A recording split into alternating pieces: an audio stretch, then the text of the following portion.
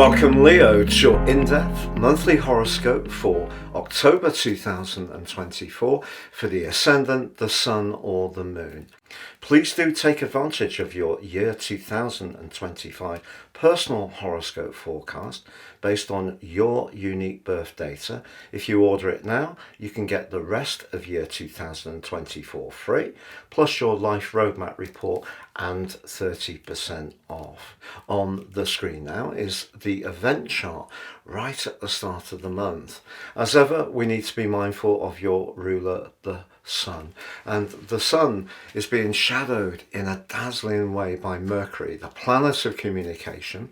But this combination came to a high point as September came to a close. So we entered the new month on the back of a Kazemi. So if there's something that you want to manifest, not just this month, but also over the next 6 months, which is very intrinsic to expressing your individuality, strengthening your identity, and really showing people just how gifted, creative and artistic you can be, what an incredible start to this month. Also, we need to be mindful of the moon. The moon's in your second house, about everyday resources, self-worth, values. It is being checked by Saturn, so joint resources could be a little bit of a tender point this month, or perhaps someone sees what you're trying to achieve in a more individual way. Maybe they're looking at it more in black and white terms when it comes to the cost, and not necessarily appreciating that what you're starting now could end up being something really exciting, but it may take some time, patience and persistence to really get it where you need to be. The other big takeout at the start of this month is that you may find yourself attracted to modifying your home. This is because Venus is in your fourth house, and this is a great time therefore to think about the colour scheme you have, the space you've got. If you're down south, perhaps even your outdoor space, because Venus can be about beautifying. Of course, it can be about relationships, and the fourth house can be about family relationships or the emotional dimension of a romantic relationship. But by the end of the first week, Venus forges a very solid alliance with Saturn in the part of your scope to do with those shared resources that the moon was suggesting at the start of the month could be an issue. So if you are lucky enough to be in a very give and take relationship where there's a real understanding of what you're trying to do, but also you can work together, you can really celebrate the magic of that tie as the first week of the month draws to a close. But that solar eclipse, it does need to interact with the lunar eclipse, which occurred across the 17th and 18th of September. And that had Neptune in the mix. Neptune is a magical influence, very mystical too. It can also make us at times a little bit unsure, and for you since 2012 it has been in the part of your chart to do with devotion, where you're most invested. If there have been times when perhaps you've given the best of yourself but it hasn't always felt it's been reciprocated, Saturn moving into that area 2 years ago has been encouraging you to be more business-like. And as you come into this month, the energy from that lunar eclipse is still swirling around. So to make it work with the solar eclipse across the second or the third, depending on where you live, you need to balance what you need, the solar eclipse, the first house, with the 8th house, either shared resources, money, can be to do with long-term investments, or more spiritually, your deep connection to someone in a more devotional way. And the first and 8th houses don't really align. So it's going to be important to stay mindful of that part of your chart, not just this month, but also through the next 5 months too. But that doesn't mean to say you can't still make that dart forwards to really establish and firm up the exciting plans that are shaping up for you. But on the 9th, Jupiter, the planet of growth, optimism, traditionally of good fortune, the greater benefit in traditional astrology, does go into its annual 4-month retrograde. that can slow things down. And for you, it's in the part of your situation to do with friendships, your long-term plan, but also your higher principles. And Jupiter can be linked to that, to be fair. But right from that point, Venus starts to go into an opposition with the position of Uranus. And Uranus for you is in your 10th house. And that means that your appreciation of fresh and novel approaches, particularly in terms of your work, has probably been strengthened as time's gone on since 2019. But the opposition with Venus suggests that something to do with your work could create some sudden changes which may upset a plan or your diary, perhaps the amount of time you want to spend with a loved one. So there could be some professional demands at the heart of this month. On the 12th, however, Pluto goes direct. It's been in retrograde since May, but in the 6th house for you since the 2nd of September.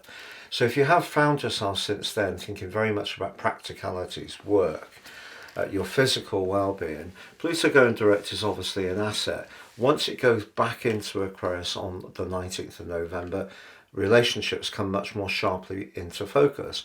But to be honest, the day after that, on the 13th, Mercury moves into Scorpio, joining up with Venus. But Venus is about to leave on the 17th. But Mercury will also be joined by the Sun on the 22nd, and both of them clash with Pluto. The reason for that, in terms of Mercury and the Sun moving into your 4th house, home, emotion, family, clashing with Pluto, it's because Pluto's so late and they're so early, so we still get the square. So the inference here with Mercury squaring up to Pluto is that you could feel around the situation, you could feel the emotional dimension of it. It could build up some energy within you that you might find it a bit more difficult to express. Mercury in Scorpio can be very good at teasing out what's underneath the surface, but actually Mercury in house 4 actually saying it outwards can be a challenge. So what happens is that ideas or thoughts or emotions go around our mind, but we don't find it quite so easy to articulate them. Well, that brings us to the full moon. It's a dramatic full moon. It's in your sister fire sign of Aries, and it occurs on the 17th. On the same day, Venus moves out of the thoughtful Scorpio and into the very glamorous and very charismatic and even romantic, certainly social sign of Sagittarius, your sister fire sign. And that is something that provides some uplift, but that full moon does give you food for thought. And the reason for that is this.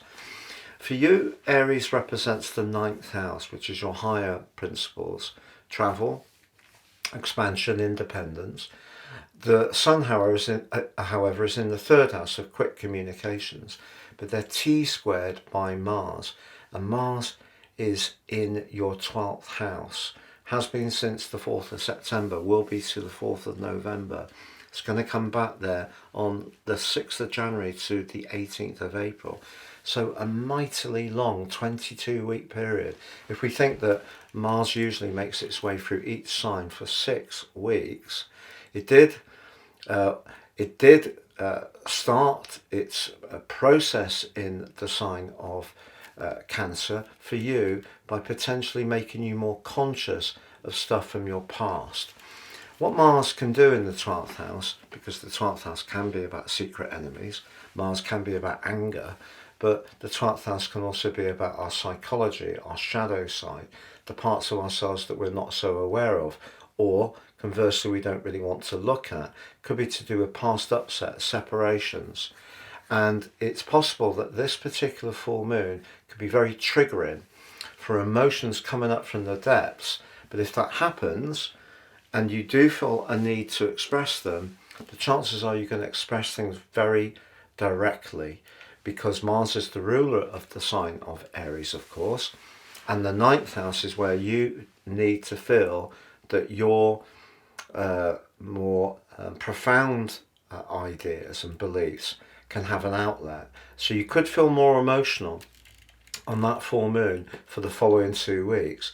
Now Venus moving into that playful location in Sagittarius, suggests that with the right people or the right person, you could find yourself having quite a jolly time. For some Leos, it isn't completely beyond the amount of probability that you could have a reconnection with someone. Now, it could be someone you knew through work, someone who's quite influential, but it might have a sexual connotation to it. But just be aware that what the full moon's asking you to do is establish your truth. But the subconscious, psychological areas of Mars could see something's come up that not even you're expecting, and it may see you being a little bit more on edge than you're used to, and suddenly emotions will need to come out quite quickly. But on the 22nd, the Sun joins up with Mercury in Scorpio. Scorpio is a sign which has a reputation for intensity, but the fourth house is where we rest, where we take a breather. If we think about the journey of the zodiac, the animals, so we start with the ram in Aries, then we have the bull in Taurus, then we have the quick wits of the winged messenger, the twins in Gemini, and then we get to Cancer and it's a rest. So the frenetic energy of that full moon could see you wanting to just go inside yourself a little bit, particularly as Mercury is already sheltering from the storm, if you like, in Scorpio, but it does square up with Pluto.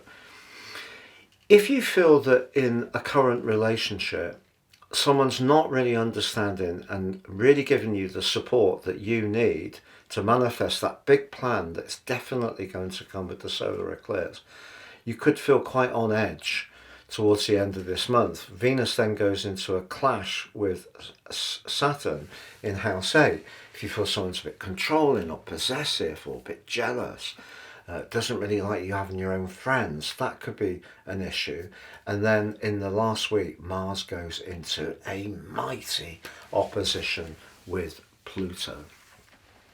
Now that's going to happen across your sign and Aquarius as we go into the new year. It's also going to happen again in your sign and Aquarius on the 18th of April. But the thing with Mars in Leo, it loves being there, whereas Mars in Cancer doesn't.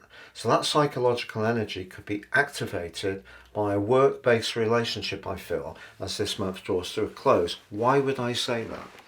Because Pluto's so late in Capricorn, it is in House 6 until the 19th of November, but it's so close to Aquarius, I feel that the overlay, if we think about houses, where Pluto starts and ends, really goes into Aquarius. So if there isn't an emotional dimension around a professional relationship which isn't going quite so well, and you feel someone isn't supporting you around what you see as a very exciting plan, then that could see you exercising a part of your nature, or demonstrating, I should say, a part of your nature that could surprise the other person by the sheer, raw, visceral energy that you express. And even if you're a pretty easygoing Leo, you may be surprised by feeling a bit on edge if you feel someone's not really honouring you, respecting you. And that full moon really is about people really trusting your judgment around your ideas. And, you know, we all get challenged. Not everybody agrees with us. You know, on YouTube, I will get people saying my videos are too long, too short. You can get that comment coming back to back. You can't please all of the people. But I feel that this is something much more profound, because usually you like to maintain your equilibrium, because obviously feeling respected, feeling admired, and feeling at the very best adored is very important to a Leo. But something could get under your skin as this month draws to a close. So you need to prepare yourself for it. And if there have been some old issues, and we all have them, people who've passed, traffic accidents, even if they're little prangs, they can have an effect on us. Maybe some periods of our life where we experience some difficulties and hardship. Those are the type of things that could come up in a surprising way this month, but particularly towards the end. But certainly at the start of the month and through the next 6 months from the start of October, if you've got an ambitious project that's really important to you, grip that tiller of your life direction really firmly and don't budge, but just be prepared that there could be some turbulence towards the end of this month for more emotional kind, but it may be stuff that you've stored away, not even consciously, that may need to come out, be looked at, dealt with and released. Have a great month, Leo. And do please check out that year 2025 personal horoscope forecast offer. You'll get the rest of this year free, but also 30% off with your life roadmap report, all based totally on your unique birth data and great value too. Please see the link below for more.